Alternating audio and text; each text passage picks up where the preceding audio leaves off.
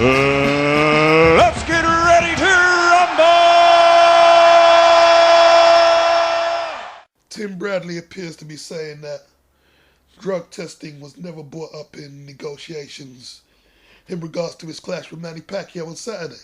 He goes on to say, is it something he would have liked? Yeah, I wouldn't mind. If you are clean, you shouldn't have no problem taking the test. I don't know if Pacquiao used steroids or not. His last couple of performances haven't been that great. Chris Dixon, who edits the letter, he says it's almost nonsensical for it not to be part of any contract negotiations for a major fight, considering the current climate. Of course, it has been well documented that Pacquiao has a phobia of needles. Got to interject. How did he get all the tattoos then? Dixon also says although he has conceded he would prepare to take the tests for a fight against Floyd Mayweather Jr., whose stand to try and clean up the sport seems more prophetic with each passing week. In a recent press conference for the Danny Garcia versus Amir Khan fight, it was revealed that both fighters will be tested by USADA and not VADA. And it was VADA who last month positively tested Lamont Peterson and Andre Berto. And although USADA is the cheaper option, one can't help think that VADA has become a victim of their own success. Golden Boy Promotions, who was set to stage both Peterson versus Khan and Berto versus Ortiz, have had a public falling out with VADA because the agency did not inform them about the results of Peterson's A sample before testing the B specimen. The VADA agency said they had no contractual obligation to tell the promoters because they asserted the agreement was between them and the fighters, not VADA and Golden Boy. VADA's counsel made it clear to Golden Boy if they wanted it handled like this, they need to take responsibility for obtaining both athletes' signatures. Unfortunately, Golden Boy was not able to obtain the signatures. Therefore, various versions of the contract was drafted and sent back and forth between both parties. The contract was never finalized. The bottom line is, VADA had no contract with Golden Boy. This is a mere technicality that involves issues of medical ethics. Sources say there is a notion that Golden Boy want to work with doping agencies that they can manipulate into protecting their fighters from stories going public. Back in 2010, author and journalist Thomas Hauser openly challenged Oscar De La Hoya to sign a waiver so the Nevada State Athletic Commission could release details of drug tests that Oscar took while he was fighting. For whatever reason, the waiver remained unsigned, and speculation simmered that Oscar and Floyd had both been caught out after their fight in 2007. Jeff Mayweather, Floyd's uncle, said this is bullshit. Floyd trains harder than anybody. Why does he need to cheat? Well, the same reason that anyone else would, because there's millions and millions of dollars at stake. Keith Kaiser of the Nevada Commission has subsequently confirmed that De La Hoya and Mayweather have never failed a test, and Money had opted to ignore a story that has largely gone unnoticed. The way things are unfurling, it looks as though the way forward on a grand scale would be for one organization to do all of the testing in each country. Dixon goes on a little more, but I'm just going to paraphrase what he's saying. He's just surprised that a fight of this magnitude is going ahead and that drug testing wasn't even considered. And I have to agree with that 100%. Let's move on. In the guest column section, this week we have Bob Mee. He writes a little piece saying, I won't be there, and I'm not going to read it because it seems that Bob's just on his period or something. And he's basically saying he will not attend Haight and Chisora because they defied the British Boxing Board of Control. And if Boxing News were to ask him to cover the fight, he will decline. And all I can say to that, Bob, is see ya. Would like to be ya. On the panel this week, we have Mikey Garcia, featherweight contender. We have Jamie Moore, former light middleweight champion. We have Jack Lowe, who is a boxing trainer. We have Paul Smith, former British champion at super middleweight. And the first question is, who wins out of Pacquiao and Bradley? Garcia says Bradley has enough to pull off an upset, but it's too close to call. Jamie Moore says Bradley has a chance and that he might be able to cause Manny a lot of problems. Jack Lowe says that Tim Bradley is overhyped and that Pacquiao will stop him in the middle to late rounds. Paul Smith says Pacquiao by a wide points decision, and he also feels that people are going overboard in thinking that Bradley could cause an upset.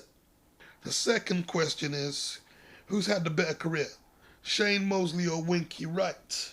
Mikey Garcia goes for Mosley, said that he's had the more highlights, the more publicity, and he's the more decorated fighter. Jamie Moore goes for Winky Wright. He says that he's never taken the beatings that Shane has. Jack Lowe says that it's a toss-up between the two men, but Mosley has fought the tougher opposition.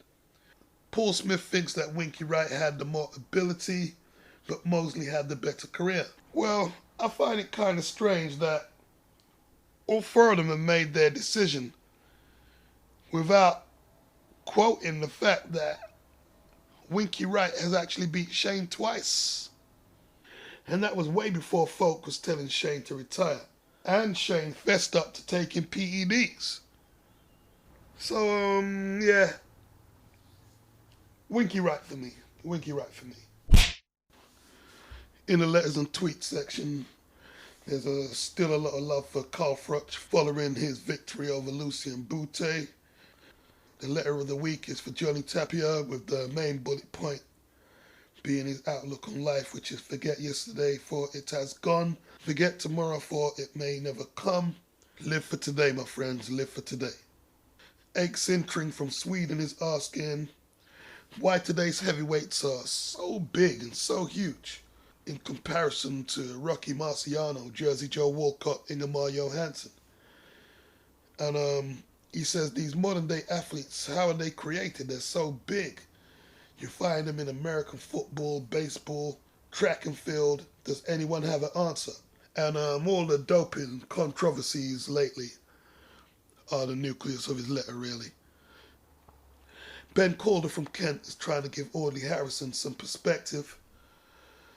Audley Harrison said after beating Ali Adams, I think the boxing public and casual sporting fan will be genuinely disappointed if I'm not chosen by Sky or Channel 5 to fight Fury or David Price. And Ben Calder says, no, Audley, you're mistaken. They won't be disappointed one bit. In the tweets, Sugar Shane Mosley is thanking all the people who supported his career. And Matthew Hatton is bigging him up too. Antonio Tava is tweeting to celebrate both Winky Wright and Shane Mosley. The real Billy Dibb from Australia is bigging up Kid Chocolate Peter Quillen, saying he's on his way to becoming a champion. Austin Trout wants to thank God for his victory and says he still has room for improvement. Derry Matthews says everybody has a plan until they're punched in the face. Whew. Frank Maloney is bigging up Brian Rose on retaining his British title last week. The readers' poll is leaning towards Manny Pacquiao by 67% to defeat Tim Bradley. You can join the poll at www.boxingnewsonline.net or facebook.com/boxingnewsonline. The subject of this week's 10 count is Jerry Ruff, who is a judge, and not just any judge, a very controversial judge. And they're basically going through 10 of Jerry's decisions. Some that he may have got right, but most are put into question, obviously. So we go with Brandon Rios versus Richard Abril. Jerry Ruff scored this 116 to 112 in Brandon Rios' favour. The Boxing News carried out a poll, and 100% of this poll believed that Abril deserved the victory. Number 2, Felix Trinidad versus Oscar De La Hoya. Jerry Ruff scored this one 115 to 113. It was obvious to most observers that Oscar done enough to win this fight. Felix rallied down the stretch, but surely Jerry Ruff gave Felix more credit than he deserved on the night. Number 3, Thomas Hearns versus Sugar Ray Leonard. This is the second fight. Kudos to the official for scoring Hearns the winner in the thrilling 1989 draw that Leonard now admits he lost.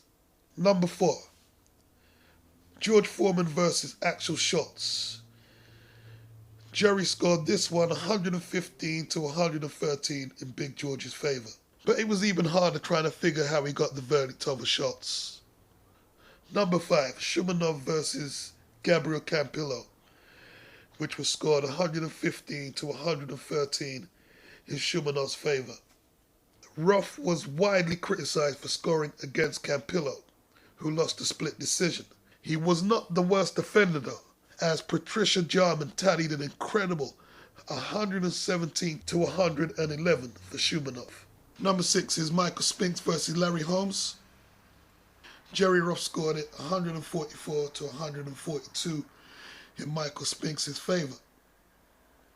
The 1985 rematch, like their first encounter the year before, was a close affair, but Holmes upped his game and looked set to regain his IBF heavyweight title until the contentious verdict, fueled by Ruff's tally, was announced.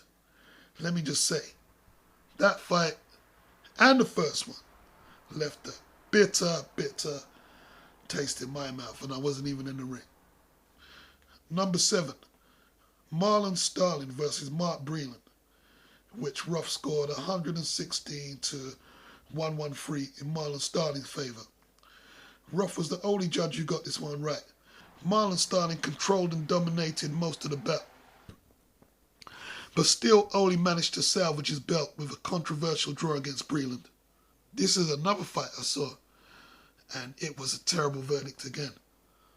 Number 8, Jeff Fenech versus Azuma Nelson. Ruff scored this one 115 to 113 in Fenech's favour. Ruff, to his credit, rewarded Fenech for his superior work rate. Thanks to Jerry's counterparts, he only walked away with a draw and without Azuma Nelson's belt. I'm the biggest Azuma Nelson fan in the world, and although it was a very close bout, and Nelson was doing some good countering on the ropes, I would have gave that one to Fenech. Probably. Number 9, Michael Dokes versus Mike Weaver. Ruff scored this one 145 to 141. It's fair to say luck was not on Weaver's side in both the bouts that he had with Dokes.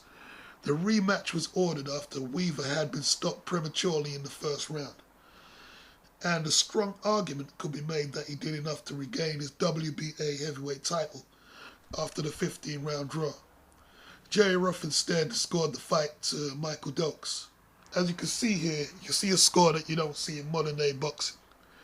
145 to 141. That's because this was a 15-rounder.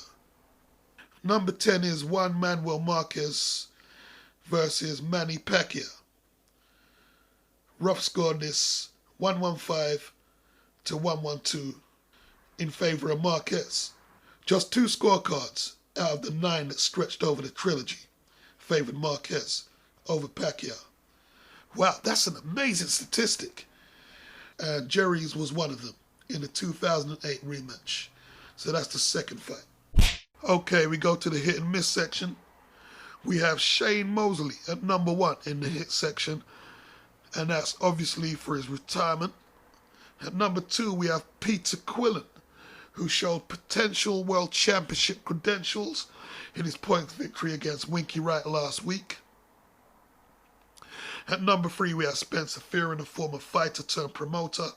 Spencer apparently promoted a Fight of the Year candidate between somebody named Quato and another fighter named Haney. The bout took place at middleweight at the Excel Center. At number 4, we have Luke Blackledge, a British light heavyweight who ventured into Denmark and scored an upset victory against Mads Larsen, a former European super middleweight champ. At number 4, we have John Dignam, a former ABA champion, who was surprisingly outscored and floored twice by Lee Noble in Bethnal Green. At number 3, we had Bradley Price, who came nowhere near dethroning Billy Joe Saunders at the York Hall. I think that was for the British title. At number 2, we have Richard Williams, a former victim to Sergio Martinez.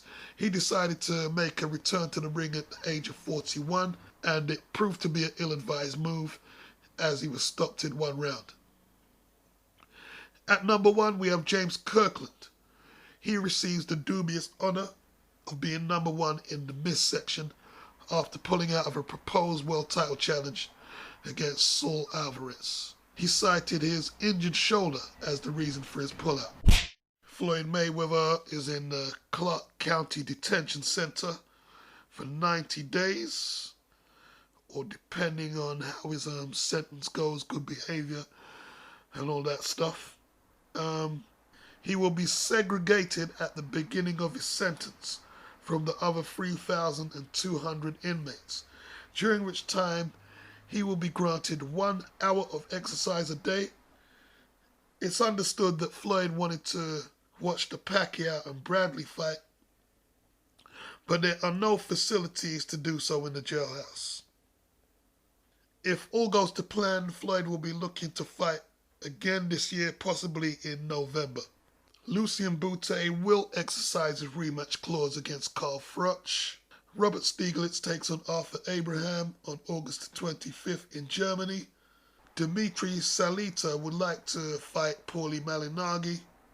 British amateur boxing star Martin Ward is about to turn professional under the guidance of Tony Sims.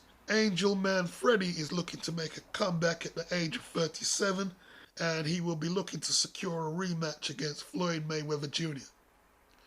Even though he was blitzed convincingly in 2 rounds in 1998. Yeah, sure you're going to get that fight. Just like I'm going to bang that young ting down the road, even though I've known her mum for probably 25 years or something. And I'm old enough to be her papa. Danny Green is making a comeback, and he's eventually looking to secure a title shot against Nathan Cleverly. A British light middleweight by the name of Lewis Pinto, who just made his debut in May apparently, was found hanged in an apparent suicide. He was apparently a big Mike Tyson fan. And at the Coronet Theatre in Elephant and Castle, they're going to hold a promotion, and the funds will go to his funeral costs. I do want to quickly ask before I move on is why Shane Mosley is getting all this love and all this adulation in retirement.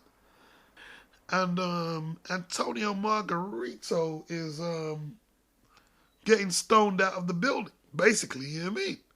Like it's good riddance. They both cheated in the ring, let's face it. You can't say one is worse than the other. Yeah, you can argue having bricks in the gloves can do more noticeable damage than PEDs. But is that really true? You know? But let's move on. Glenn Johnson is going to resume his career. Paul Williams is still optimistic that he will walk again. Boxing News are tipping Manny Pacquiao to win tonight's fight against Tim Bradley on points. Mike Jones is the pick against Randall Bailey. But in my opinion, he has to watch out for that power. But yeah, he's the favourite. Guillermo Rigondeaux goes in against Tion Kennedy, and Boxing News is tipping Rigondeaux to win inside 7 rounds. George Arce is taking on somebody named Jesus Ruiz, and Boxing News think that Ruiz will be lucky if he can last the whole 10 rounds. There's an interesting addition on the card, a middleweight by the name of Jesse Hart. He is the son of middleweight contender from the 1970s, Eugene Cyclone Hart, who was a terrifying puncher. Boxing News are crunching a few numbers in anticipation of the Pacquiao-Bradley fight.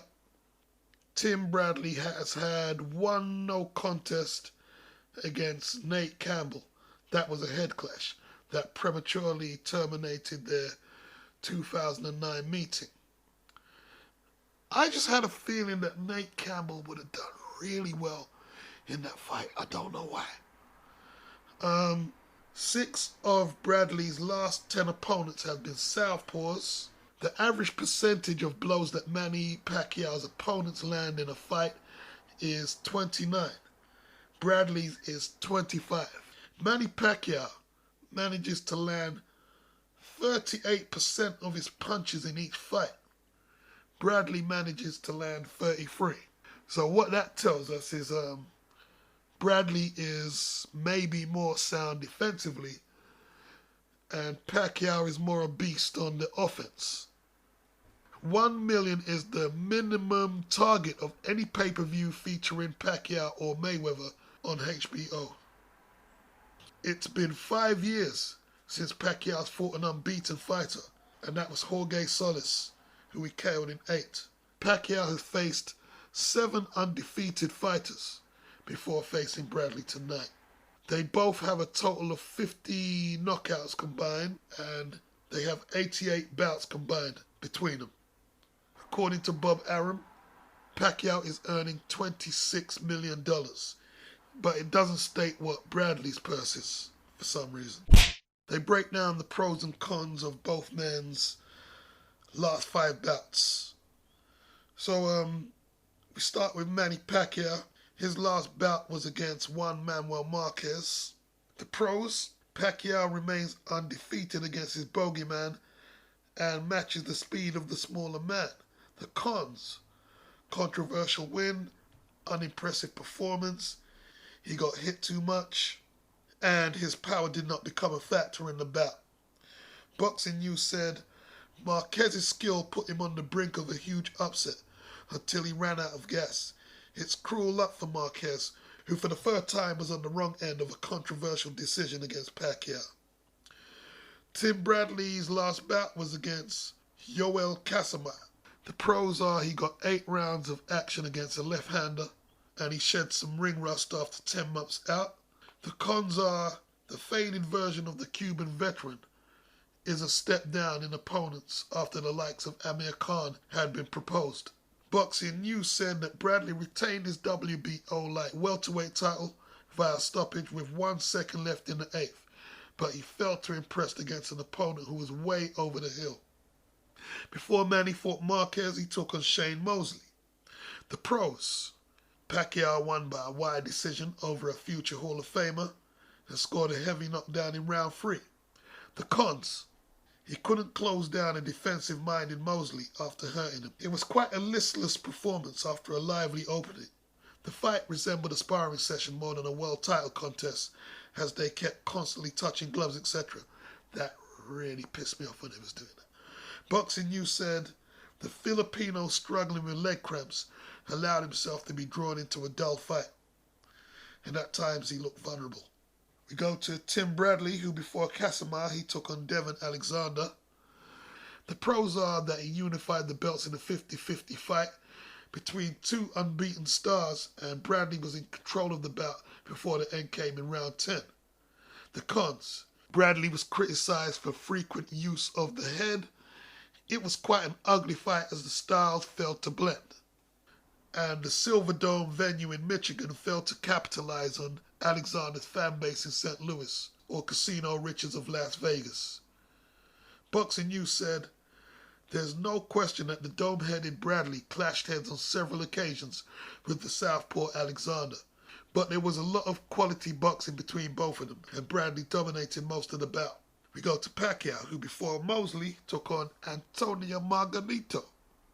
The pros: Pacquiao battered a much bigger man and defeated him convincingly on points, and he won a title at light middleweight.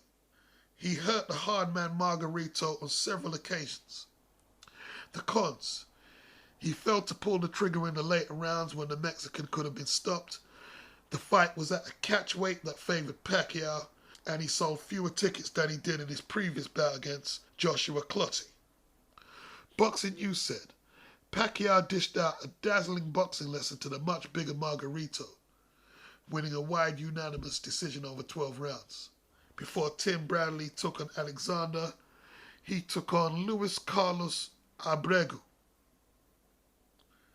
The pros: Bradley won over 12 rounds at welterweight and showed promise at the higher weight. He seemed to punch stiffly and looked strong at 10 stone 7. The cons are it was not an exciting fight.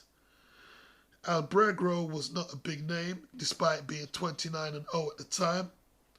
Boxing News said, a man has to make a living, and Bradley made his at the Agua Caliente Spa Resort and Casino against Argentino's Albergro, winning a comprehensive 12-round decision. Back to Pacquiao. Before Margarito, he took on Joshua Clottey, and he won a 12-round points decision. The pros are it was a landslide victory and a good display of speed and power, and the Dallas Cowboy Stadium was packed out. The cons are his face was marked up without taking any shots. Clottey ended a stoppage run that Manny was on against Cotto, Hatton and De La Hoya. Boxing News says, Clottey was so defensive-minded it became nigh on impossible for Pacquiao to prise open the African's stingy defense, even though he threw more than 1,200 punches trying to find his way in. Back to Bradley. Before Abrego, he fought Lamont Peterson. The pros are he won on points over 12 rounds. Retrospectively, it was a good win over an opponent who would go on to win a world title. Bradley scored a third-round knockdown, a solid display from Bradley, showing skills and happiness to fight on the inside and the outside. The cons are the way that Bradley fights with his head again, after Peterson was cut late in the bout. The Boxing News said, in beating Lamont Peterson, who was a worthy challenger, Bradley continued a streak that should give him a stranglehold in various pound-for-pound ratings. Back to Manny Pacquiao. Before he fought Joshua Clottey, he took on Miguel Cotto.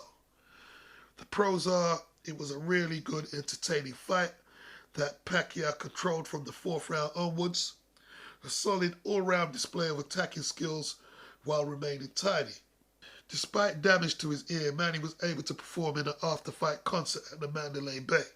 The cons are the fight was made at catchweight, which many thought was too light for Cotto to be effective at. Boxing News said, a Filipino tornado swelled through the MGM Grand as Pacquiao battered, bruised and bloodied the Puerto Rican warrior. The awesome force of Manny Pacquiao, the perfect storm, had destroyed all in its wake. And we go back to Tim Bradley's last fight before Lamont Peterson. That was against Nate Campbell. This bout ended in a no contest in 3 rounds. The pros are Campbell was under real pressure after being decked by Kendall Holt in his previous outing. Bradley was never in any danger. The cons are head clashes are becoming a cornerstone of Bradley's fights. Campbell was only moving up from lightweight, having failed to make the limit at the lower weight class in his previous fight. Boxing News said Bradley had already won the first 2 rounds when, after an exchange early in the 3rd, Campbell could be seen complaining to the referee about a cut that had appeared over his left eye.